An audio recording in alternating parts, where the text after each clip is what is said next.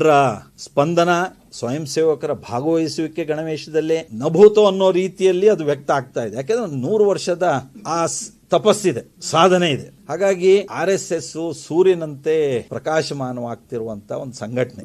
ಯಾವತ್ತೂ ಸಹ ಸೂರ್ಯನಂತೆ ವೈಚಾರಿಕವಾದ ಆ ಸಂಘಟನಾತ್ಮಕವಾದಂತ ಬೀಜವನ್ನ ಆ ಕಾಲದಲ್ಲಿ ಅಡ್ಗೆವಾರರಂತವ್ರು ಬಿತ್ತಿ ಅದು ಹೆಮ್ಮರವಾಗಿ ಇವತ್ತು ಫಲ ಕೊಡ್ತಿರುವಂತಹ ಸಂದರ್ಭ.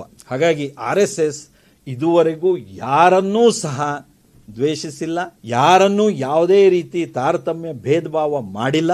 ನಾವೆಲ್ಲ ಒಂದು, ನಾವೆಲ್ಲ ಹಿಂದೂ, ನಾವು ಈ ಭಾರತದ ಹಿಂದೂಸ್ತಾನದ ಪ್ರಥಮ ಪ್ರಜೆಗಳು ನಾವು, ಈ ಮಾತನ್ನ ನಿರಂತರವಾಗಿ ಹೇಳ್ಕೊಂಡು ಬಂದಿದೆ. ಹಾಗಾಗಿ ಈ ದೇಶದೊಳಗಿರುವಂಥವ್ರು ನಾವು ಇಂತಹ ಸಂಘಟನೆಯ ಬಗ್ಗೆ ಹೆಮ್ಮೆ ಪಡಬೇಕು, ಸಂತೋಷ ಪಡಬೇಕು. ಯಾರು ಇವತ್ತು ವಿವಾದ ಸೃಷ್ಟಿಸೋದಕ್ಕೆ ಪ್ರಯತ್ನ ಮಾಡ್ತಿರುವಂಥವ್ರು ಇದ್ದಾರೋ ಅವರೂ ಸಹ ನಾಳೆ ನಮ್ಮ RSS ಅಂತ ಹೇಳುವಂತಹ ಕಾಲ ಬಂದೇ ಬರುತ್ತೆ. ಜನರ ಸ್ಪಂದನ, ಸ್ವಯಂ ಸೇವಕರ ಭಾಗವಹಿಸುವಿಕೆ ಗಣವೇಶದಲ್ಲಿ ನಭೂತೋ ಅನ್ನೋ ರೀತಿಯಲ್ಲಿ ಅದು ವ್ಯಕ್ತ ಆಗ್ತಾ ಇದೆ. ಯಾಕೆಂದ್ರೆ 100 ವರ್ಷದ ಆ ತಪಸ್ಸಿದೆ, ಸಾಧನೆ ಇದೆ. ಹಾಗಾಗಿ RSS ಸೂರ್ಯನಂತೆ ಪ್ರಕಾಶಮಾನವಾಗ್ತಿರುವಂತ ಒಂದು ಸಂಘಟನೆ. ಯಾವತ್ತೂ ಸಹ ಸೂರ್ಯನಂತೆ ವೈಚಾರಿಕವಾದ ಆ ಸಂಘಟನಾತ್ಮಕವಾದಂತ ಬೀಜವನ್ನ ಆ ಕಾಲದಲ್ಲಿ ಅಡ್ಗೆವಾರರಂತವ್ರು ಬಿತ್ತಿ ಅದು ಹೆಮ್ಮರವಾಗಿ ಇವತ್ತು ಫಲ ಕೊಡ್ತಿರುವಂತಹ ಸಂದರ್ಭ.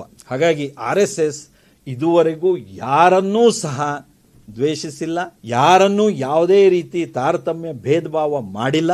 ನಾವೆಲ್ಲ ಒಂದು, ನಾವೆಲ್ಲ ಹಿಂದೂ, ನಾವು ಈ ಭಾರತದ ಹಿಂದೂಸ್ತಾನದ ಪ್ರಥಮ ಪ್ರಜೆಗಳು ನಾವು, ಈ ಮಾತನ್ನ ನಿರಂತರವಾಗಿ ಹೇಳ್ಕೊಂಡು ಬಂದಿದೆ. ಹಾಗಾಗಿ ಈ ದೇಶದೊಳಗಿರುವಂಥವ್ರು ನಾವು ಇಂತಹ ಸಂಘಟನೆಯ ಬಗ್ಗೆ ಹೆಮ್ಮೆ ಪಡಬೇಕು, ಸಂತೋಷ ಪಡಬೇಕು. ಯಾರು ಇವತ್ತು ವಿವಾದ ಸೃಷ್ಟಿಸೋದಕ್ಕೆ ಪ್ರಯತ್ನ ಮಾಡ್ತಿರುವಂಥವ್ರು ಇದ್ದಾರೋ ಅವರೂ ಸಹ ನಾಳೆ ನಮ್ಮ RSS ಅಂತ ಹೇಳುವಂತಹ ಕಾಲ ಬಂದೇ ಬರುತ್ತೆ.